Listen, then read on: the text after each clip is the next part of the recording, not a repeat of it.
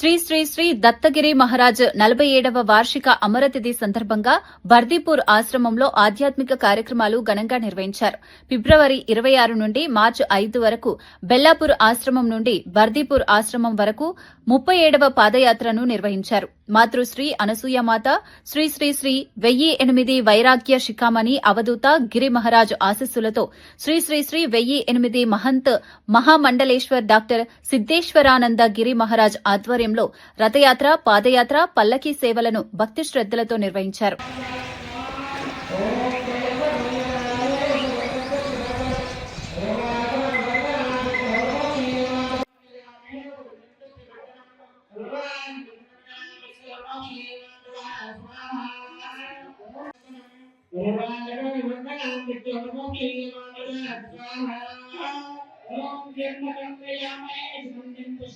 శ్రీ శ్రీ శ్రీ దత్తగిరి మహారాజు వారు యోగి దిగంబరులు దిగంబర స్వాములు వాళ్ళ జననం 1922వ సంవత్సరంలో జరిగింది. వాళ్ళు 1979 మార్చి 15వ తేదీన అంటే బహుళ విధియ రోజు జీవ సమాధి అయ్యారు. ఆ జీవ సమాధి ప్రతి నెల మాసామరతిథిగా మార్చిలో వచ్చేది వార్షిక అమరతిథిగా జరుపుకుంటారు. అయితే ఈ సంవత్సరము 47వ వార్షికోత్సవ అమరతిథి సంజోల్ రాజేశ్వరం గారు పాల్గొన్నారు. ఇక్కడ జరిగే కార్యక్రమాలన్నీ ప్రజలందరూ సుఖ సంతోషాలతో ఉండాలని కోరుకుంటూ అవధూత చింతన 47వ వార్షిక అమరతిథి సందర్భంగా అప్పగారి గురుస్థానమైన బద్రీనాథ్ జోషిమఠ్ ఆదిశంకరాచార్యుల వారి విగ్రహాన్ని ఈ వార్షిక అమరతిథి సందర్భంగా విశేష కార్యక్రమం జరుపుకున్నారు. ఓం శ్రీ దత్తగిరి నమః. ఈరోజు జగద్గురు శంకరాచార్య విగ్రహ ప్రతిష్టావిష్కరణ కార్యక్రమము ఎటువంటిదంటే, మనం ధర్మాన్ని రక్షిస్తే మనకు ధర్మం రక్షిస్తుంది. అటువంటిది మనం అనేటట్లాంటి నేనంటూ ఒకటే అనేటట్లాంటిది అనేకంలో ఏకం ఉందని చెప్పినట్లాంటి చరిత్ర అంటే జగద్గురు శంకరాచార్యది. అనేక ప్రాణులు ఒకటే ఉండని చెప్పి అద్వైత సాంప్రదాయం చెప్తుంది.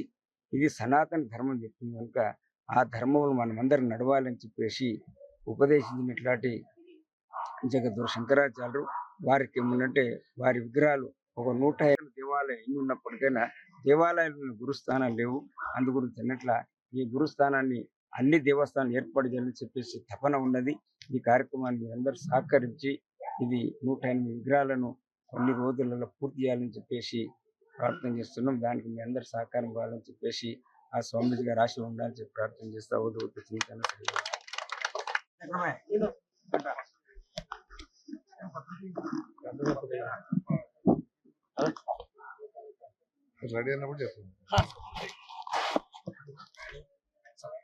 అందరికి నమస్కారము.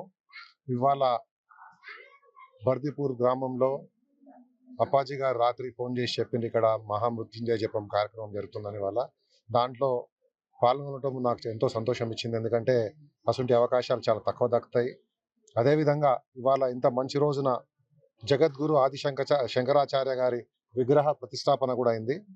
చాలా పెద్దలు పండితులు అందరూ కూడా ఈ 108 విగ్రహాల స్థాపన అది కూడా ఏంటంటే ఎక్కడో రోడ్ల మీద చౌరస్తాల మీద కాకుండా మందిరాలలో ఎక్కడో ఆశ్రమాలలో ఏర్పాటు చేద్దామని వాళ్ళు ప్రయత్నము. దాన్ని చాలా అభినందించదగిన విషయం అప్పాజీ గారు. దానికి మా వంతు సాయం కూడా ఏమైనా ఉంటే మేము తప్పకుండా చేస్తామని చెప్తున్నా ఈ సందర్భంగా. ఎందుకంటే ఇది ఒక కులానికో ఒక వ్యక్తికో చెందినది కాదు. ఇది మన మొత్తం మతానికి సంబంధించింది. హిందూ మతానికి సనాతన ధర్మానికి సంబంధించిన విషయం ఇది. అసుంటి మహా వ్యక్తికి మనం ఎంత చేసినా తక్కువనే. కాబట్టి ఈ సంకల్పంలో మీతో పాటు మేము కూడా ఏదైనా ఉడతభక్తితోటి ఏదైనా కొంచెం సాయం తప్పకుండా చేస్తాము. మమ్మల్ని ఇక్కడ పిలిచి ఇక్కడ ఇంత మర్యాద పూర్వకంగా మమ్మల్ని పిలిచి ఇక్కడ ఇది మాకు ఈ అవకాశం ఇచ్చి ఇందులో పాల్గొనడానికి మీరు కాల్ చేసి మమ్మల్ని పిలిచినందుకు మరియు ఇంకోసారి చేతులు వచ్చి నమస్కరించి ధన్యవాదాలు తెలుపుతున్నాం. శ్రీ గురుభ్యో నమః. ఇవాళ ఆది శంకరాచార్యుల వారి విగ్రహ ప్రతిష్ట సందర్భం లోపల అందరం ఇక్కడ జమైనము. ఎందరో ఒక 5 సంవత్సరాలు పరిపాలిస్తే వేల సంఖ్య లోపట ఇవాళ వాళ్ళ విగ్రహాలు ఉంటాయి.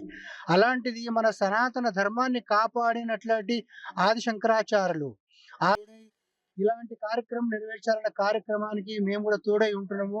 అందరం కూడా మనం కలిసి ఎక్కడ విగ్రహాలు స్థాపన చేయాలనుకుంటే మాకు ఇక్కడ తెలియపరిస్తే విగ్రహం మేము ఏర్పాటు చేస్తాము. మిగతా కార్యక్రమం మీరు చేయాలి. చాలా ఈ సంవత్సరం లోపల ఏం లేదన్నా 108 కంప్లీట్ అయ్యేటట్లు చేయాలని చెప్పి మా కోరికున్నది. దీనికి మీ అందరి సహకారాలు ఉండాలని చెప్పి నేను మనవి చేస్తూ ఈ శుభోదయం. సదాశివ సమారంభాం శంకరాచార్య మధ్యమాం అస్మదాచార్య పర్యంతం వందే గురు పరంపరాం. శ్రీ గురుభ్యో నమః. ఈ రోజున ప్రథమంగా శ్రీ దత్తగిరి మహారాజ్ ఆశ్రమం నందు ఆది శంకరాచార్యుల యొక్క విగ్రహ ఆవిష్కరణ కార్యక్రమం. వారు శంకరాచార్యులు ఎలాంటి వారంటే ఒక ధర్మాన్ని కాపాడడానికి ఏర్పాటు చేసినటువంటి ఒక సిద్ధాంతం. ఆ సిద్ధాంతం ఎలాంటి సిద్ధాంతం అంటే, పురుషులు మన ఇంటికి వచ్చిరనుకో ఊరికే వెళ్ళొద్దు అని చెప్పొద్దు. ఆమె ఒక్క ఉసిరికాయ ఆమె ఇంట్లో ఉంటుంది. ఉసిరికాయ తప్ప ఇంకేం లేదు. అంత బీద భక్తురాలు. అది ఏం చేయలే, బ్రహ్మచారి వచ్చి అడుగుతున్నాడు దీనికి ఏం చేయాలని చెప్పేసి ఆ ఉసిరికాయని తీసుకొని వెళ్ళి ఆయన జోలలో వేయడం జరుగుతుంది. ఆ చిన్నగా ఉన్నప్పుడు ఆ 8 సంవత్సరాలకే మొట్టమొదలైన కనకదార స్తోత్రం అని చేశారు.